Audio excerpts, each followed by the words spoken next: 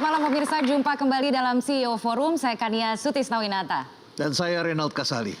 Prof, malam hari ini kan kita akan banyak membahas soal perkembangan e-commerce di Indonesia. Yes. Nah, kalau kita melihat dari datanya dulu, Prof. Kita melihat bahwa jumlah pengguna internet di Indonesia ini kan terus bertambah. Tahun 2016 lalu saja sudah mencapai 50,sekian% gitu ya. Artinya ini menunjukkan bahwa ada faktor pendukung yang membuat perkembangan e-commerce ini semakin pesat. Persisnya kita akan simak terlebih dahulu informasi pengantar berikut ini yang akan memberikan gambaran persisnya seperti apa perkembangan e-commerce di Indonesia.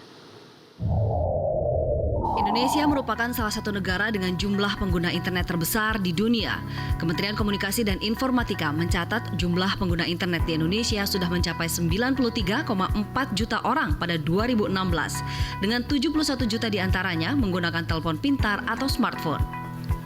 Bersamaan dengan tingginya penetrasi gadget yang tumbuh 126%, transaksi belanja melalui online dan e-commerce di Indonesia tumbuh pesat.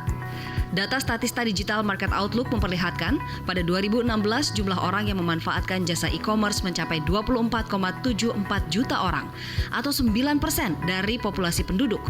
Dari sisi transaksi, jumlah orang yang belanja via online juga terus meningkat. Tahun lalu total belanja daring sudah mencapai 5,6 miliar dolar Amerika. Badan Pusat Statistik mencatat dalam 10 tahun terakhir, industri e-commerce Indonesia tumbuh sekitar 17%, dengan total unit usaha berbasis digital sebanyak 26,2 juta unit tahun 2016. Dengan pertumbuhan sebesar itu, tak heran jika pada tahun 2020 Indonesia diramalkan akan mengejar posisi Tiongkok sebagai pasar e-commerce terbesar di Asia dengan total transaksi sebesar 130 miliar dolar Amerika atau sekitar 1.700 triliun rupiah. Saat ini Indonesia adalah urutan kelima pasar e-commerce terbesar di Asia setelah Tiongkok 181 miliar dolar Amerika, Jepang 118 miliar dolar Amerika, Korea Selatan 18,52 miliar dolar Amerika, dan India 16,32 miliar dolar Amerika. Namun kemajuan teknologi bukannya tidak membawa konsekuensi. Beralihnya konsumen pasar offline ke pasar online diduga yang menghantam pasar retail konvensional yang belakangan mulai bertumbangan. Pasar e-commerce yang besar juga tidak banyak dinikmati para pelaku usaha kecil. Berdasarkan survei Deloitte dan Google, hanya 9% dari sekitar 57 juta unit usaha kecil menengah yang sudah memanfaatkan platform e-dagang. Satu-satunya jalan, pemerintah harus serius mempersiapkan pelaku bisnis lokal menghadapi perubahan, agar berkah pasar e-commerce tidak hanya dinikmati para raksasa pemain asing yang belakangan mulai bermunculan.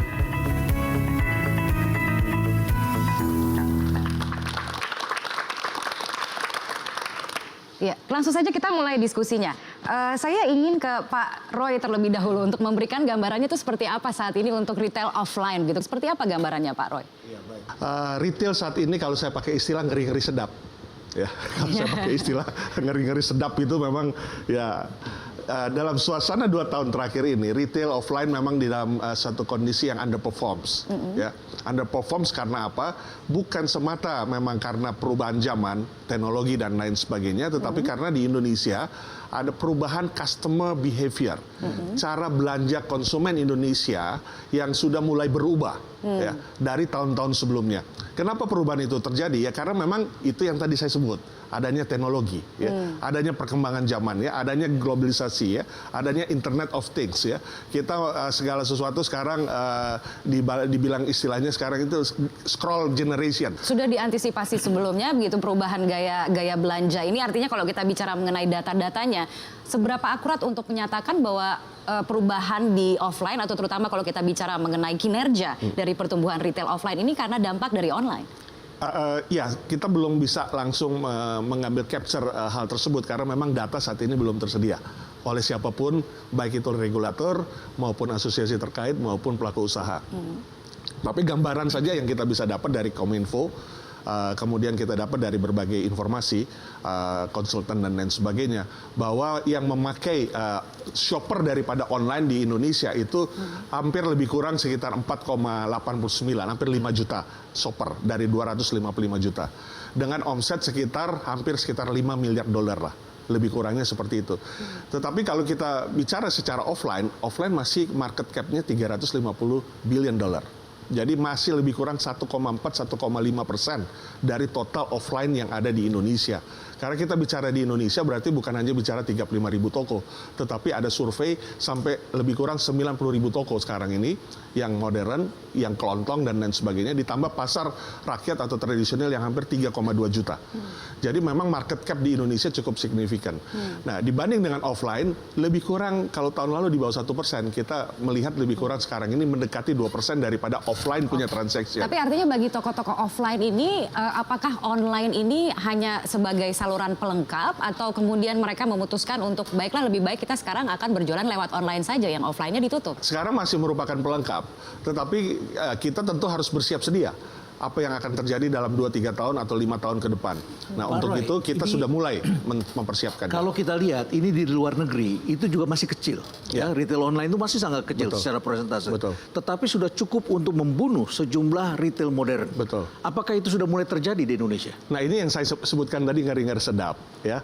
Artinya apa? Keniscayaan atau informasi di dunia itu sudah seperti yang tadi Pak Renal katakan. Kalau bisa dikatakan belum membunuh, apakah sudah mempengaruhi penurunan daripada penjualan di retail? Lebih tepat seperti itu, Pak. Jadi sudah mulai adanya perpindahan, ya, terutama generasi milenial atau Y generation kita. Mereka tentunya kita tahu lahir, tadi Pak Renal katakan lahir sudah dengan smartphone, ya. Kita lahir nggak ada smartphone, ya. Mereka sudah lahir dengan smartphone. Jadi dengan kata lain memang sudah mulai ada pergeseran khususnya Y generation, milenial. Tetapi untuk yang X generation kita bicara yang kaum mapan, ya, sosial ekonomi statusnya di B atau B+, itu masih offline. Kita masih lebih senang di dunia real. Sedangkan anak-anak kita sudah berada di dunia maya. Beralih, ya, iya. Baik, kita beralih dulu kalau begitu. Ini kan ada juga pelaku-pelaku usaha dari bidang logistik gitu ya. Ada dari JNE, PT Pos. Mungkin ini lebih tepat kita tanyakan. Iya, mungkin mereka punya data begitu yang kurang lebih bisa menggambarkan situasinya saat ini seperti apa. Kalau kita bicara mengenai perkembangan e-commerce, saya ke Pak Ferry terlebih dahulu. Terima kasih. Kalau kita melihat bagaimana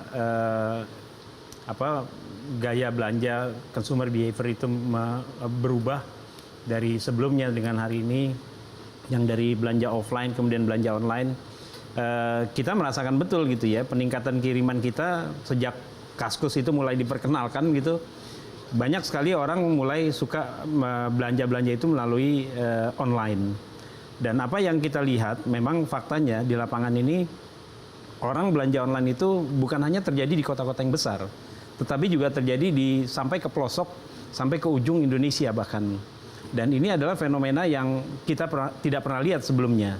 Dan apa yang kita rasakan dengan adanya perubahan ini membuat volume pengiriman kita pun jadi penambahannya cukup signifikan.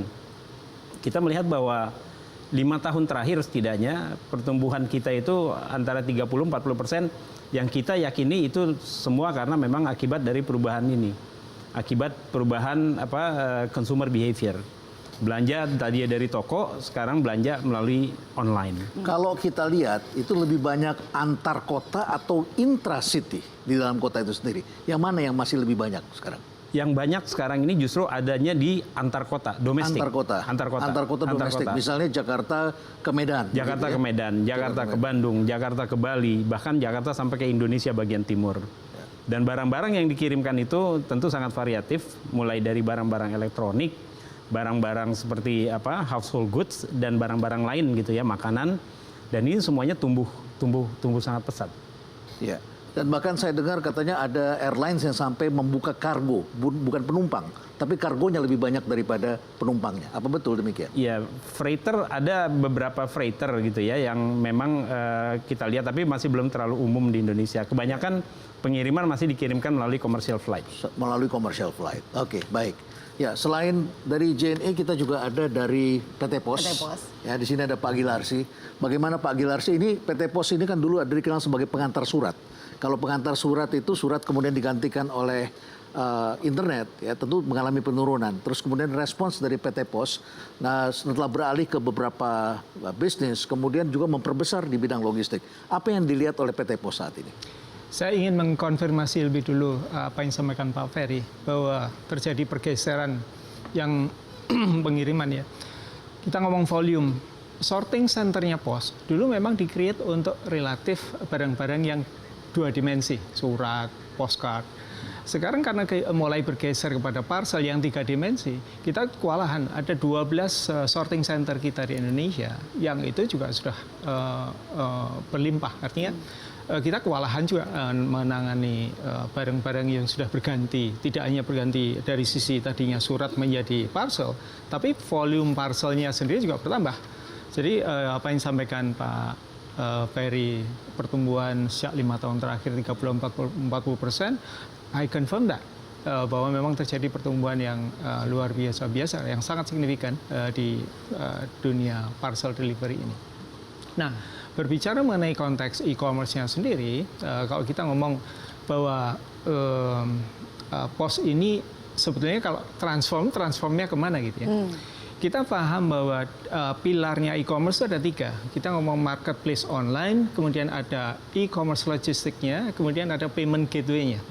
Nah, POS itu jangan lupa sebelum Bang ngerti duit juga POS sudah ngerti duit duluan tuh. Wes logistik uang segala macam datangnya dulu malah POS duluan yang ngerti uang itu. Nah, artinya kalau ngomong DNA yang bisa ditransform adalah di logistik kurir, terutama last miles delivery. Bahkan sekarang kita nggak ngomong last miles delivery saja, tapi juga first miles delivery. First miles sampai last miles delivery. Jadi artinya door to door.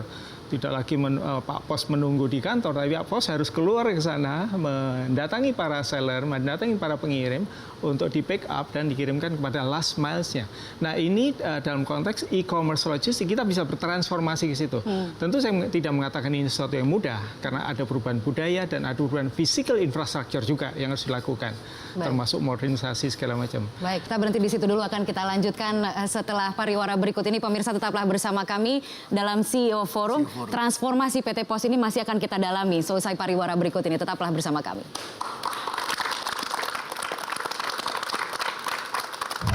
Mungkin kalau Pak Hendrik bisa mengundang saya secara private, nanti kita ngobrol. Baik, Saya akan dicoba update gitu ya Pak Hendrik. Saya bisa dicoba update lah apa yang katanya. terjadi itu, Pak. Baik.